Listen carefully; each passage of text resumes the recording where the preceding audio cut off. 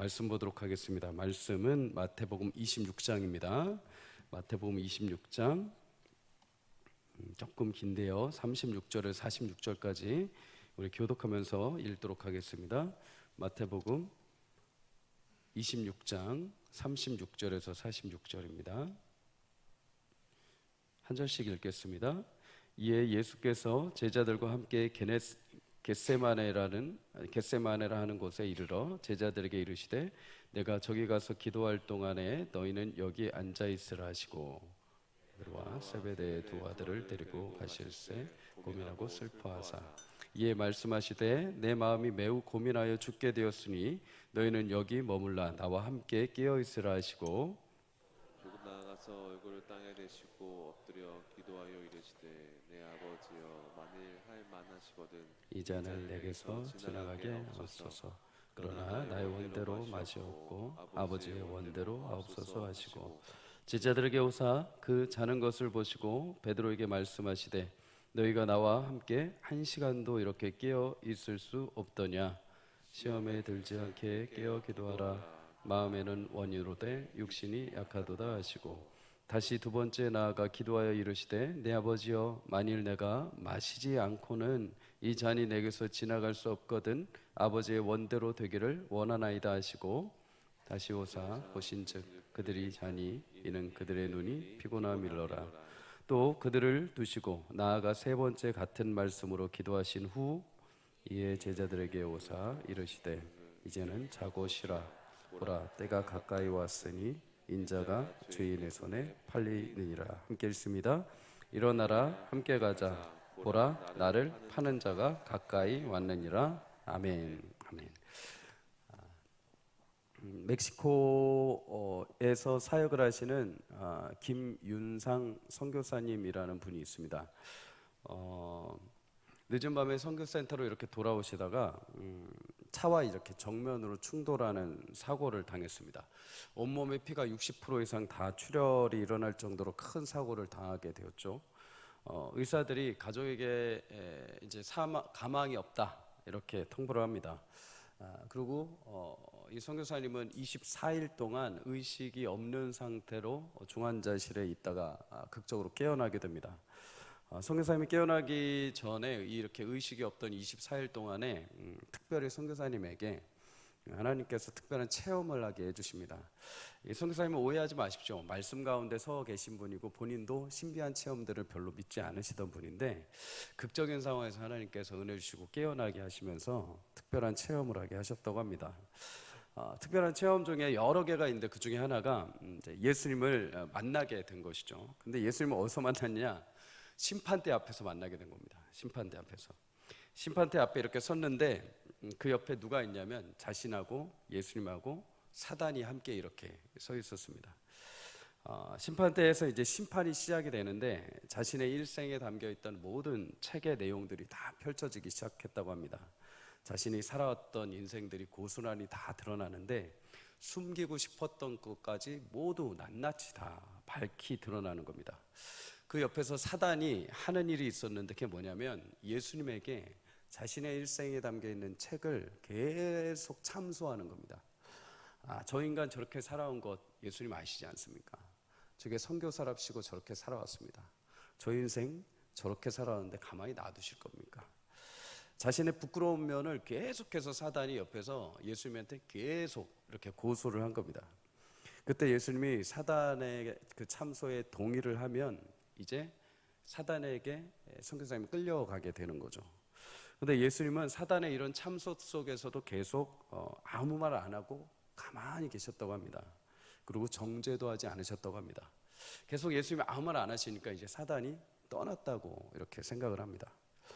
그 뒤에 예수님이 이제 선교사님에게 그 삶에 대해서 사단이 떠난 이후에 이 삶에 가치가 있었던 게 무엇인지를 이렇게 뽑아내 주셨다고 합니다.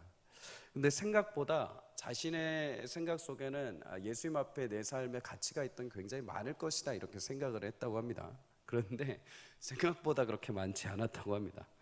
어려서부터 신앙생활을 하고 봉사하고 선교사까지 되었는데도 이렇게까지 적을 줄은 몰랐다고 합니다. 선교사님이 자신의 신앙의 모습을 돌아보니까 하나님 앞에 진실함으로 서기보다는 남들에게 어려서부터 인정받고 싶고 보이려 했고 또 남들에게 그럴듯하게 세워지기를 위해서 예배하고 봉사했던 모습들이 가득했다는 거죠. 그러한 모습은 예수님이 하나도 안 뽑으셨다고 합니다. 그런데 예수님이 선교사님의 일생 가운데 가치 있게 뽑아내 주신 순간들이 있었다고 합니다. 그 중에서 하나가 이랬습니다. 선교사님이 과테말라에서 사업을 하는데 굉장히 어려운 시절을 맞게 됩니다. 돈이 정말 계좌에서 빵원으로 하나도 없을 정도로 힘든 시기였다고 합니다. 모든 것을 잃고 가족들에게까지 힘들게 살게 만든 그 상황에서 정말 아무도 의지할 사람도 없었고 아무도 찾아낼 수 있는 방법도 없었다고 합니다.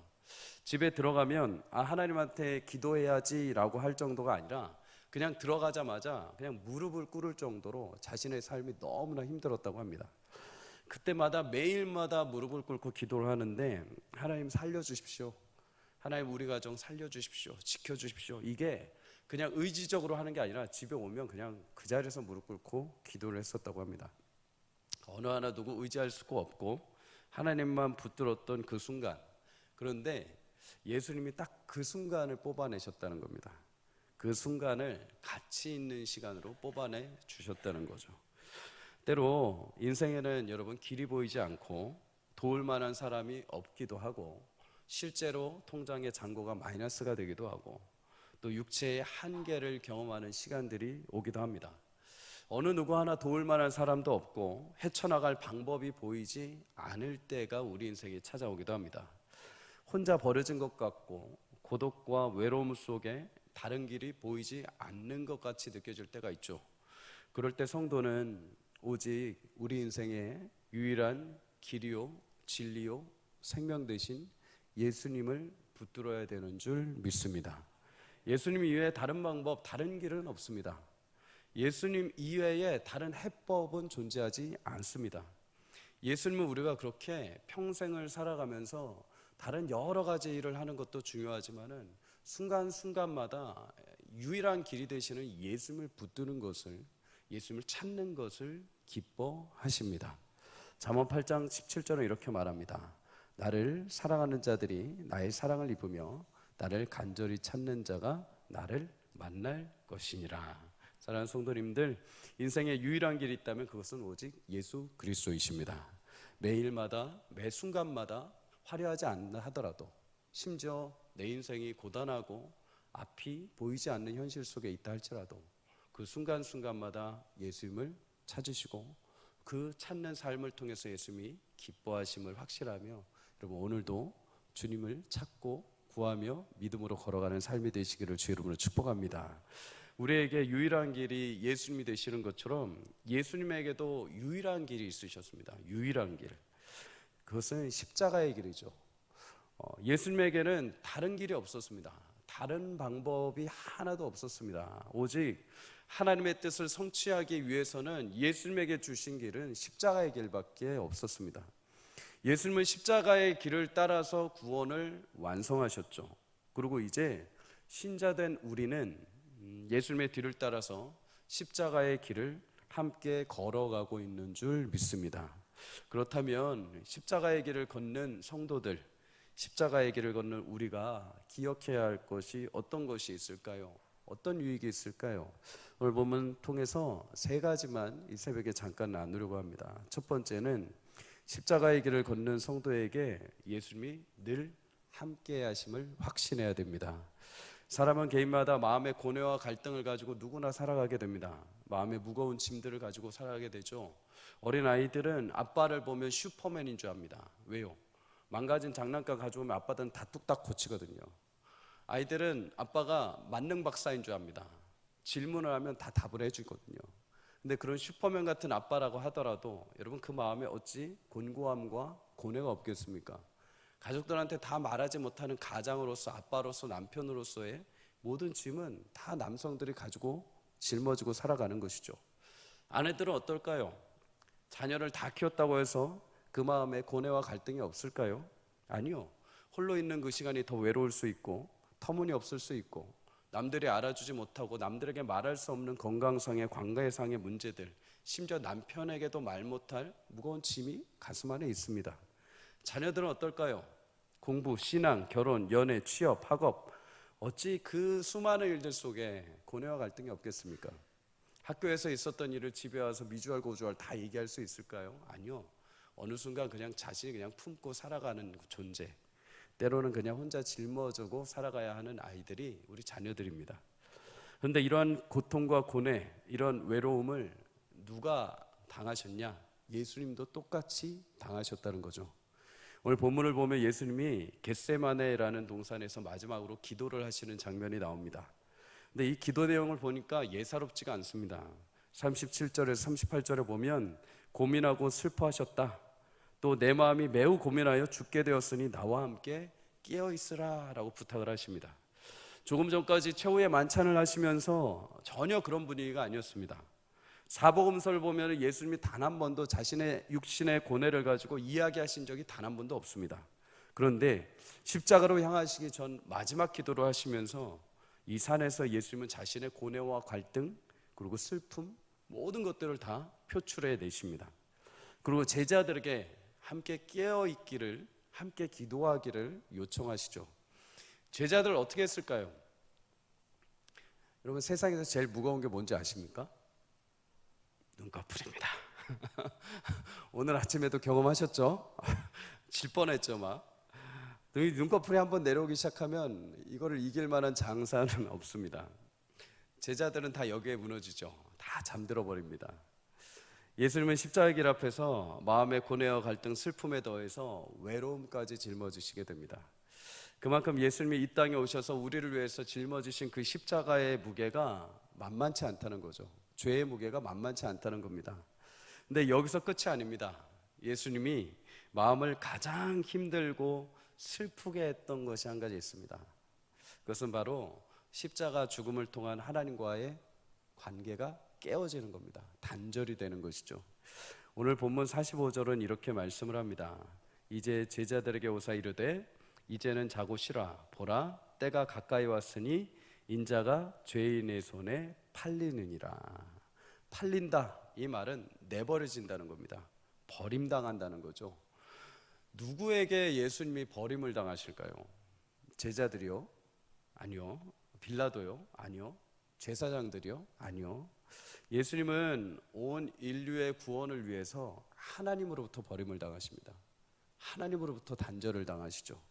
하나님의 손에 함께 거니셔야 하는 예수님이 죄인의 손 위에 팔리게 됩니다. 하나님이 버려버리시는 거죠. 마치 요셉이 형들의 손에 의해서 애굽에 팔린 것처럼 예수님도 우리 죄값을 위해서 대신 십자가 위에 팔리신 겁니다. 그리고 그 버려짐은 철저한 하나님과의 단절이죠. 하나님이 철저하게 외면을 하십니다. 그것이 예수님에게는 극심한 고통이셨습니다. 육체의 십자가의 아픔보다도 하나님과 깨어지는 그 단절의 시간이 너무나 슬프고 애통하고 외로움이셨던 거죠.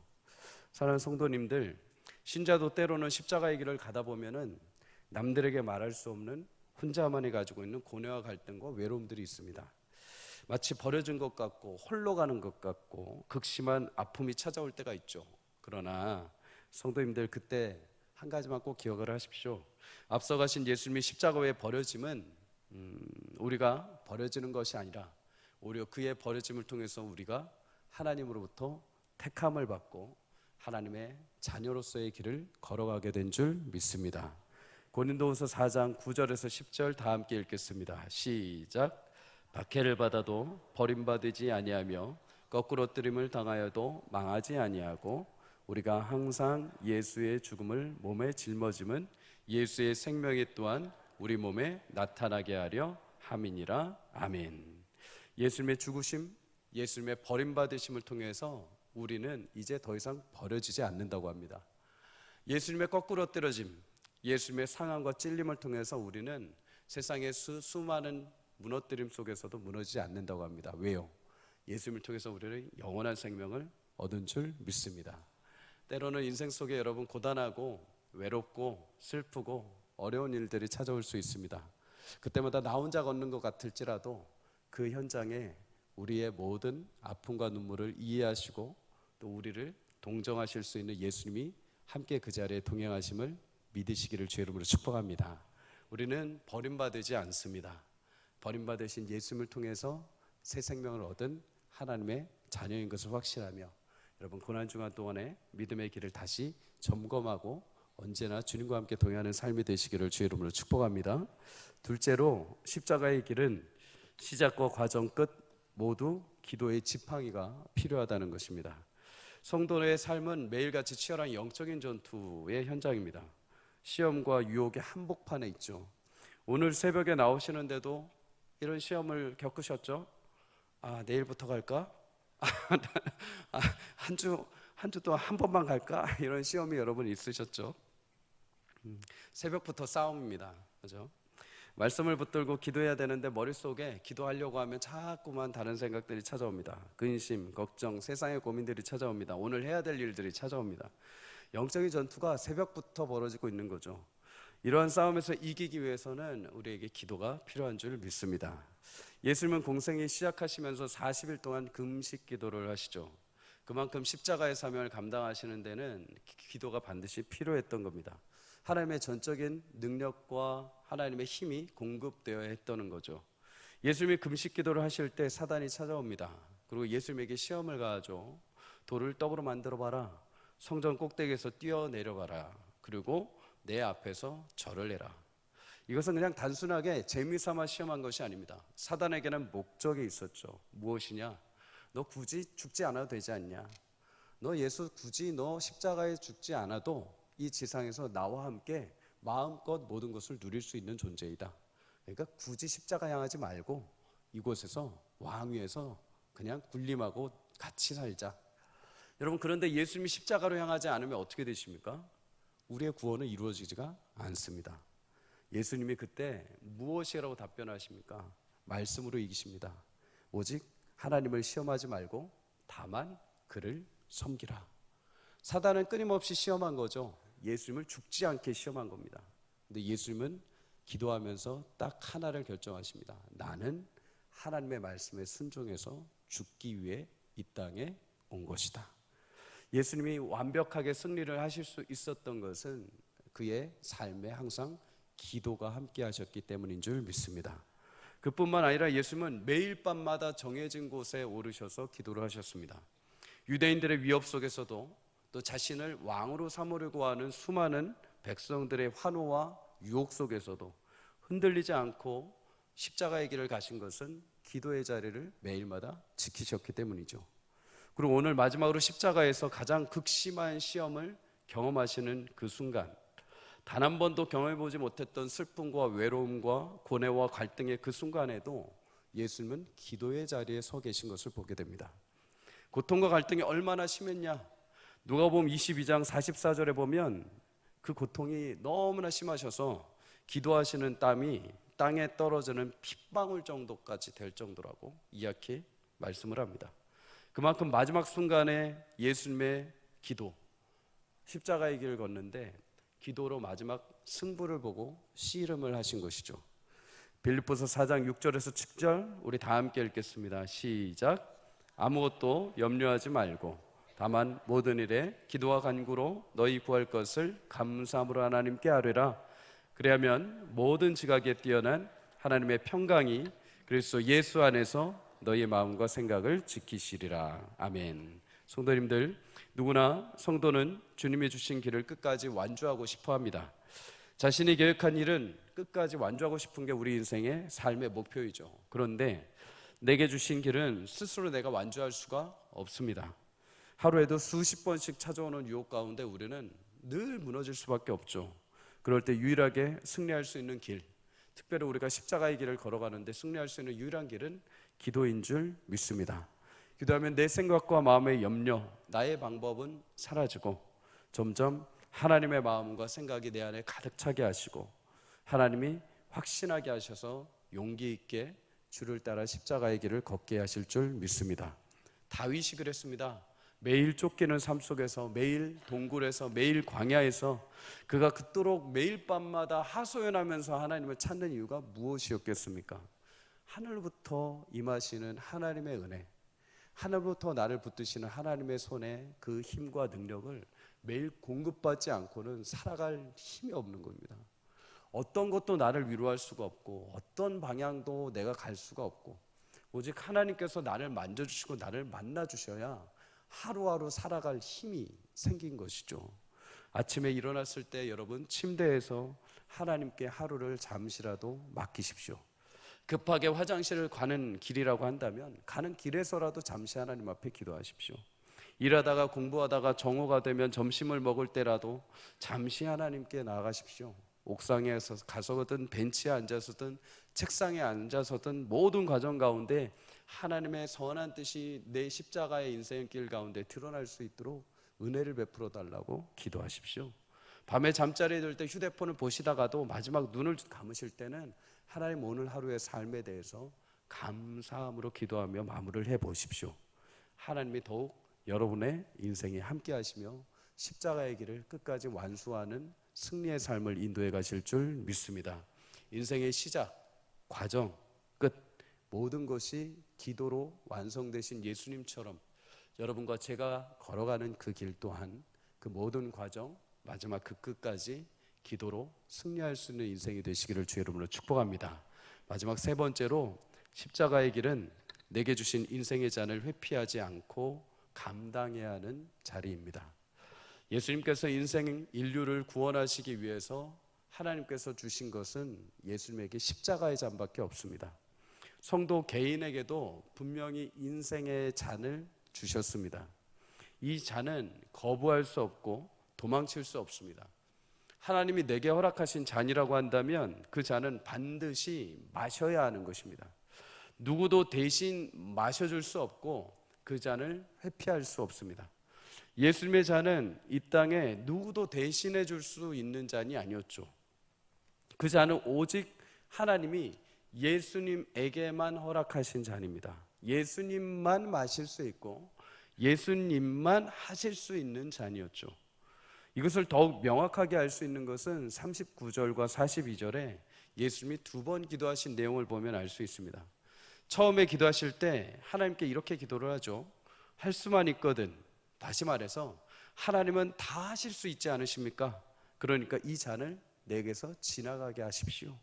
그런데 42절에 뭐라고 하십니까? 내가 마시지 않고는 이 잔이 내게서 지나갈 수 없거든. 예수님은 분명 하나님과 단절되는 십자가의 잔을 알고 계셨습니다. 처음에는 그것을 감당하기 어려우셨죠. 그 잔을 회피하고 싶으셨습니다. 하나님과의 단절을 끔찍히도 싫어하셨기에 어떻게 해서든 이 잔을 제발 물러달라고 하셨죠. 그러나 기도하면 기도할수록 세 번 기도하면 할수록 명확하게 예수님은 알게 되십니다. 이 잔은 하나님이 내게 주신 잔이다. 나 예수만이 마실 수 있는 잔이다. 우리도 마찬가지입니다. 하나님이 각 개인에게 주신 성도의 잔이 있습니다. 목사의 잔이 있고 장로님의 잔이 있고 권사님의 잔이 있고 집사의 잔이 있고 아빠의 잔이 있고 엄마의 잔이 있고 자녀의 잔이 분명히 다 있습니다. 때로는 우리는 그 잔이 싫어서 버거워서 피하고 싶고 도망하고 싶어 할 때가 있습니다. 하지만 성도님들, 하나님을 신뢰함으로 여러분과 저에게 주신 그 잔을 회피하지 말고 담대하게 그 잔을 감당할 수 있는 용기와 은혜가 있기를 주의 이름으로 축복합니다. 다윗의 생애를 보면 여러 가지 존경할 만한 일들이 있죠. 특별히 골리앗을 무너뜨린 장면을 많은 사람들이 생각을 합니다. 그런데 저는 개인적으로 다윗을 보면 항상 이 장면이 떠오릅니다. 사무엘하 16장에 다윗이 아들 압살롬에게 쫓겨서 피난 가는 장면이 나옵니다.